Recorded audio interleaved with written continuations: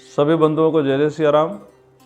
अर्थ सहित श्री सुंदरकांड पाठ के भाग 41 में आपका हार्दिक स्वागत है, आपका हार्दिक अभिनंदन है। कल के भाग में आपने सुना था कि भगवान राम विभीषण जी से कहते हैं कि मेरे दर्शनों का फल अमोघ है, यद्यपि तुम्हारे मन में कोई इच्छा नहीं है तब भी मैं तुमको कुछ ना कुछ जरूर दूंगा। यद्यपि सखा तब इच्छा नाही, मोर दरस अमोघ जगमाही, अस कहि राम तिलक तई सारा, सुमन वृष्टि नभ भई अपारा।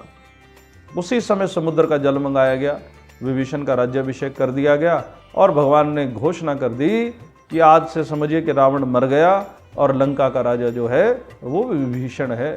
उसी समय आकाश में देवी देवता सब इकट्ठे हो गए और सबने पुष्प वृष्टि जो है प्रारंभ कर दी। आप कल्पना करिए कि रावण के जीते जी भगवान ने विभीषण को लंका का राजा बनाया है। तो एक प्रश्न किसी ने पूछा भगवान राम से कि प्रभु ये आपने क्या कर दिया? अभी तो विभीषण आपकी शरण में आया तो आपने इसको तो लंकेश बना दिया। मान लो कि कल जो है रावण को भी सद्बुद्धि आ जाए और रावण भी आपकी शरण में आ जाए, प्रभु अब बताओ क्या होगा? अब तो धर्म संकट उत्पन्न हो गया। तो भगवान राम ने कहा कोई धर्म संकट नहीं। काहे का धर्म संकट है? मेरी शरण में जो आ जाए तो मेरा स्वभाव है मैं उसको शरणागति जरूर देता हूँ। आज विभीषण मेरी शरण में आए तो इसको लंकेश बनाया है। कल अगर रावण मेरी शरण में आ गया तो मैं अयोध्या का राजा बना दूंगा उसको। अभी हम केवल 2 भाई वन के अंदर हैं, कल हम चारों के चारों भाई वनवास के अंदर रह लेंगे। ये भगवान का स्वभाव है। रावण क्रोध अनल निज, श्वास समीर प्रचंड, जरत विभीषण राख्यो, दीनौ राजु अखंड। विभीषण के वचन जो भय से बिल्कुल वैसे व्याप्त थे जैसे रावण के भय से विभीषण के उन वचनों के ऊपर अग्नि धधक रही हो। ऐसे अग्नि के प्रभाव से भगवान राम ने विभीषण को बचाकर लंका का राज दिया। और कौन सा राज दिया यह भी सुनिए। जो संपत्ति शिव रावण ही दीन दिए दसमाथ, सोई संपदा विभीषण ही सकुच दीन रघुनाथ। अरे जिस संपदा को प्राप्त करने के लिए रावण ने अपने 10-10 शीश काटकर भगवान शंकर के चरणों में चढ़ा दिए, वो संपत्ति भगवान ने विभीषण को सकुचाते हुए दी, घबराते हुए दी कि मैं कम तो नहीं दे रहा हूं। आप कल्पना करो भगवान सकुचा रहे हैं लंका का राज देते हुए। इसका अर्थ क्या है? मैं पुनः एक बार आपको कहूं कि कभी भी भगवान से कुछ मत मांगिए, क्योंकि जिस दिन हम लोग मांगेंगे हम हमेशा हानि के अंदर ही, हमको नुकसान ही होगा। क्योंकि हम अपनी 2 हाथों से मांगते हैं और केवल 2 हाथों से नहीं मांगते, अपनी इस छोटी सी बुद्धि से मांगते हैं। आप कल्पना करो कि एक रिक्शे वालों को बिठा दो कहीं पर कि बोलो क्या मांगना है तुमको, वो यही मांगेगा कि मेरी 500 रुपये की दिहाड़ी रोज लग जाए। वो यही मांगेगा, इससे आगे की सोच नहीं सकता। कोई व्यक्ति ऐसा है जो बहुत बड़ा व्यापारी, उसको मांगने के लिए भगवान के सामने बिठा दो तो वो क्या मांग लेगा? 100 करोड़ का व्यापार है तो कह देगा 1000 करोड़ का बना दो। और भी ज्यादा तीर चला देगा तो कह देगा जगत का सबसे अमीर आदमी बना दो। बस अरे आप कल्पना करो पूरे चराचर जगत के मालिक के सामने बैठे हैं मांगने के लिए। इसलिए मैं कई बार कहता हूं कि अपनी क्षमताओं को बढ़ाना चाहिए।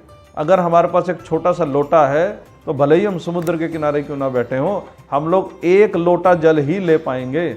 इसलिए जीवन में क्षमताओं को बढ़ाना चाहिए। भगवान राम ने सकुचाते हुए लंका का राज विभीषण को दिया है। और ऐसे भगवान के बारे में गोस्वामी जी क्या लिखते हैं? अस प्रभु छाड़ी बजई जय आना, ते नर पशु बिन पूछ विशाना। ऐसे भगवान को छोड़कर जो अन्यत्र जाता है, और अन्यत्र का मतलब साफ सुन लीजिए, जो पीर पैगंबरों के चक्करों में चढ़ता है, ये फादर और चादर, इनसे बचना चाहिए अपने हिंदू समाज को। क्योंकि जब कोई व्यक्ति इन अन्य धर्मों के अंदर जाता है तो मन बुद्धि सब बदलते हैं। आप सोचिए कि आज मेरे लिए गंगा जी पवित्र है, आज मैं मान लीजिए दूसरे धर्म के अंदर चला गया, अब वो मेरे लिए पवित्रता खत्म हो गई, वो सामान्य नदी है। आज मैं अपने सनातन धर्म के अंदर हूं तो मुझे 5 के 5 तत्व भगवान के सेवक दिखाई देते हैं, और जैसे ही मैं अन्यत्र चला जाता हूं तो इनकी सबकी महिमा तुरंत मेरे लिए समाप्त हो जाती है। आज मैं सनातनी हूं, मैं हिंदू हूं तो भारत मेरे लिए भारत माता है, लेकिन आज जैसे ही मैं अपना धर्म छोड़ता हूं तो भारत माता नहीं रह जाती। अब क्या रह जाती है वो राम जाने। इसलिए ऐसे भगवान को छोड़कर कभी मत जाइए। अरे हमारे 33 कोटि कम पड़ गए हैं कि एक दो और हमने बीच में घुसा दिए जबरदस्ती। कभी इधर उधर मत जाइए। अपने धर्म के ऊपर, अपने सनातनी पद्धति के ऊपर पूरा विश्वास रखना चाहिए। अस प्रभु छाड़ी बजई जयाना, ते नर पशु बिन पूछ विशाना, निज जन जानी ताहि अपनावा, प्रभु स्वभाव कपि कुल मन भावा।